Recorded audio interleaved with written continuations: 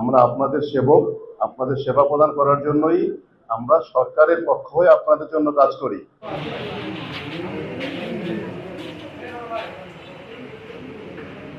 আজকে আমরা এই স্কুলটার ব্যাপারে আগে খবর নিয়েছি যে স্কুলে অনেক লিমিটেশন আছে, তো আমি ভাবলাম যে কি করা যায়। আপনারা জানেন কোস্টগার্ড সবসময় সাধারণ জনগণের পাশে থাকে। আমরা সারা বছর ব্যাপী এরকম নানান রকম উদ্যোগ গ্রহণ করে থাকি। কখনো আমরা স্কুলে কোনো লেখাপড়ার সামগ্রী দিয়ে থাকি, কখনো বই, কখনো খেলার আইটেম, কখনো মেডিকেল ক্যাম্পেইন করি, কখনো আমরা সচেতনতামূলক বিভিন্ন সেমিনারের আয়োজন করি। তো এটা আমি চিন্তা করলাম যে আপনাদের এই স্কুলে কি প্রয়োজন ছিল বা এলাকারবাসীর জন্য কি প্রয়োজন। তো আমি খবর নিয়ে জানতে পারলাম যে এখানে পানির সমস্যা। তো আমরা এই জন্য আমাদের সম্পূর্ণ নিজস্ব উদ্যোগে সাধারণ জনগণ এবং এই স্কুলের বাচ্চাদের সহায়তা করার উদ্দেশ্যেই আমরা একটা নিজস্ব উদ্যোগে একটা আরো প্ল্যান্ট স্থাপন করেছি আলহামদুলিল্লাহ। এটার মাধ্যমে আমরা আশা করি যে আমাদের বাচ্চারা সহকারে এলাকাবাসীর জন্য সুপেয় পানির একটা ব্যবস্থা হবে।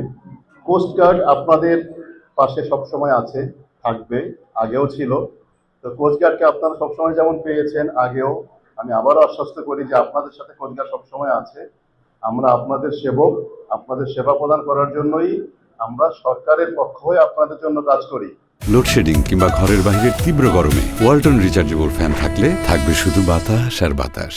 আপনাদের জন্য দিনে রাতে আমরা সারাক্ষণ রাতের ঘুম হারাম করে এই জলদস্যু বনদস্যু দমনের জন্য যে অভিযান আমাদের চলে, শুধুমাত্র আপনাদেরকে ভালো রাখার জন্য, আর কিছু না। আমাদের কোনো স্বার্থ এখানে নাই।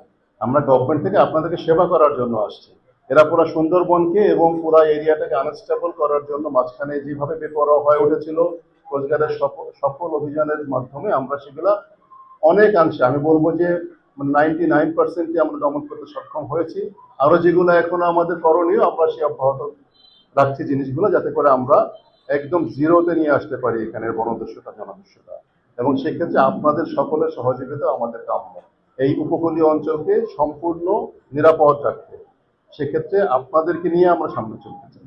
আপনারা সকলেই এই বাহিনীটা যেইভাবে আগাচ্ছে, এই বাহিনী সকল মানুষজন পাশে থেকে যেভাবে কাজ করছে, এই ধারাটা যেন অব্যাহত রাখা যায়, আপনারা সেইভাবে অবশ্যই আপনারা শিক্ষিত জন, সুধী জন, এলাকার গণ্যমান্য, আপনাদের কাছ থেকে সেটা আশা করি। এবং যারা এই কাজে আপনাদেরকে পেছন থেকে একটু অন্যভাবে মোটিভেট করার চেষ্টা করে, এদেরকে আপনারা একদম সবার সামনে তাদের মুখোশ উন্মোচন করে দেবেন।